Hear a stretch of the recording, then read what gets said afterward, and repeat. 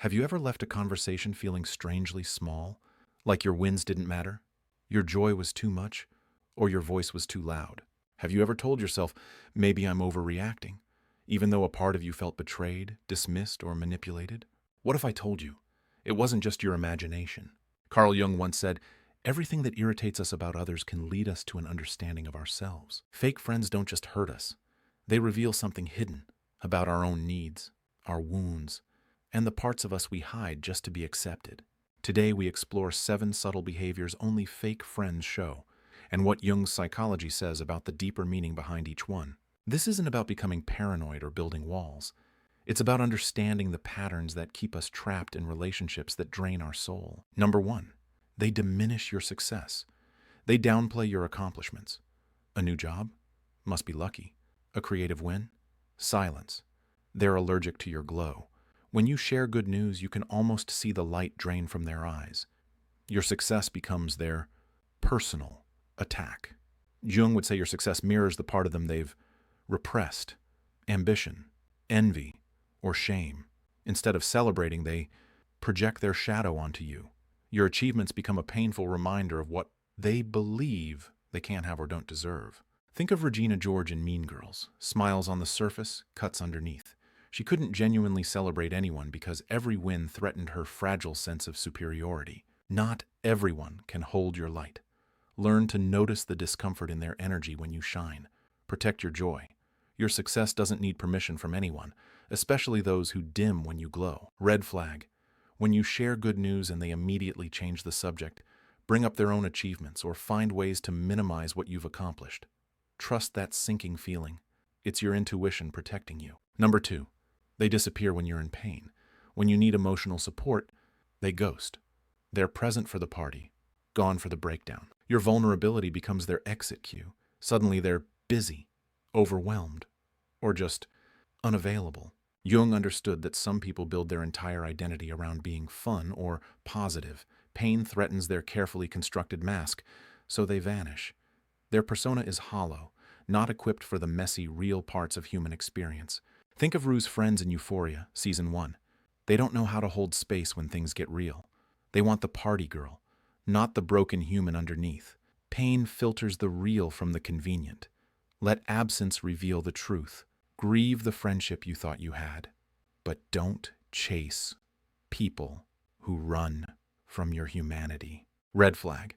They're suddenly too busy or overwhelmed every time you need support, but always available when you're doing well or when they need something. Notice the pattern. It's not coincidence. Number 3, they compete with you quietly. They copy you, compare numbers, mimic your style, all while pretending it's coincidence. Your haircut becomes their inspiration. Your business idea suddenly becomes their passion project.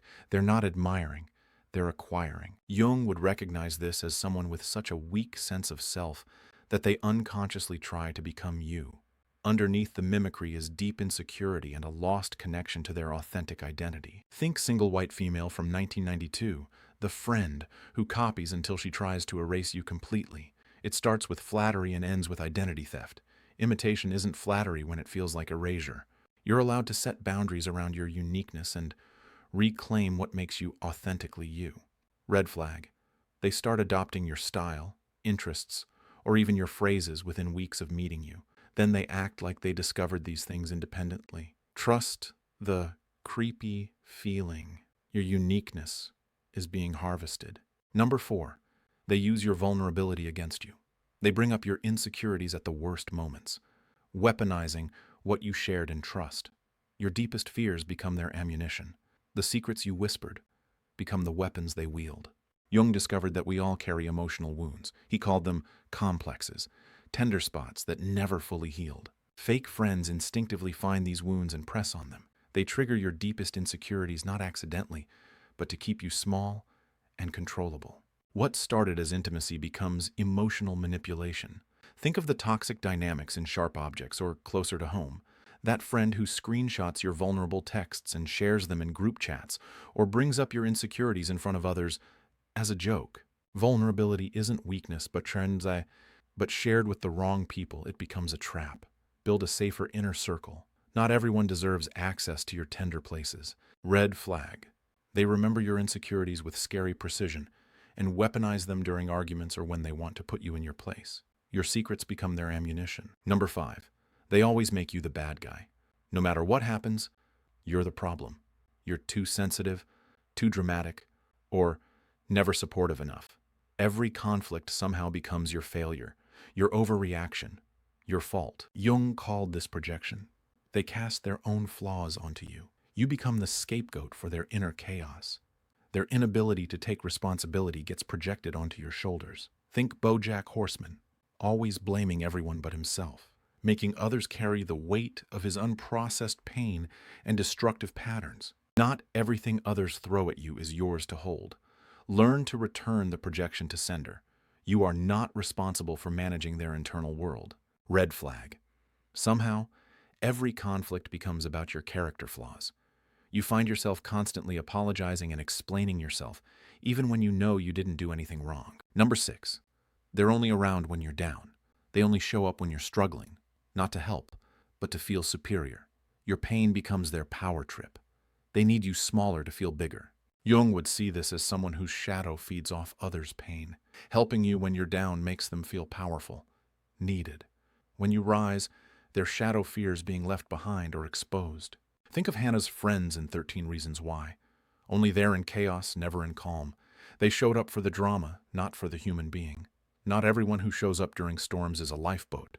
Some are just disaster tourists, feeding off your chaos. Learn to recognize genuine support versus those who need you broken to feel powerful. Red flag. They become suspiciously helpful and attentive when you're struggling, but ghost when you start healing or succeeding. Your pain makes them feel needed and superior. Number 7. They mirror you to manipulate you. At first, they seem perfect. Same tastes, same humor, same values. But it shifts into control. You feel watched, studied, like they're wearing your personality as a costume. Jung called the journey to becoming your authentic self individuation. It's like finding your true face beneath all the masks. These people haven't done that inner work. They're like emotional chameleons with no solid core, so they steal pieces of your identity to feel whole. It's not connection they want. It's possession.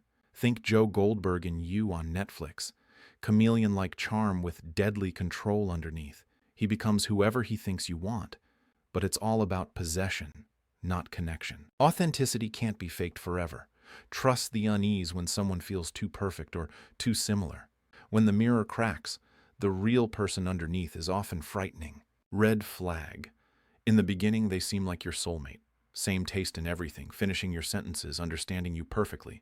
But something feels performed, studied.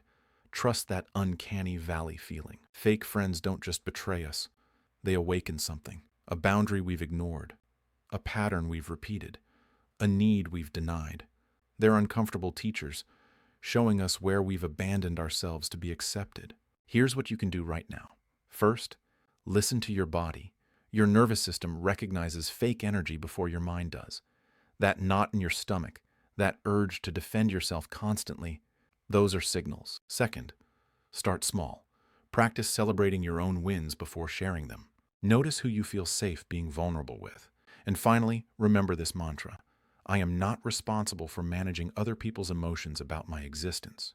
Carl Jung reminds us, the meeting of two personalities is like the contact of two chemical substances.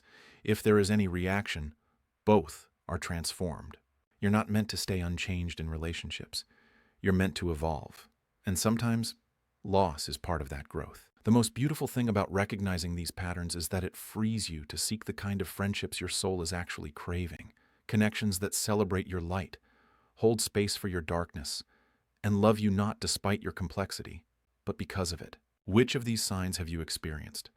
Drop a comment. But more importantly, which pattern do you need to break? Sometimes the most healing thing we can do is realize we're not alone in these experiences. Your story might be exactly what someone else needs to hear to trust their own intuition. And remember, real friendship never asks you to shrink. It invites you to grow.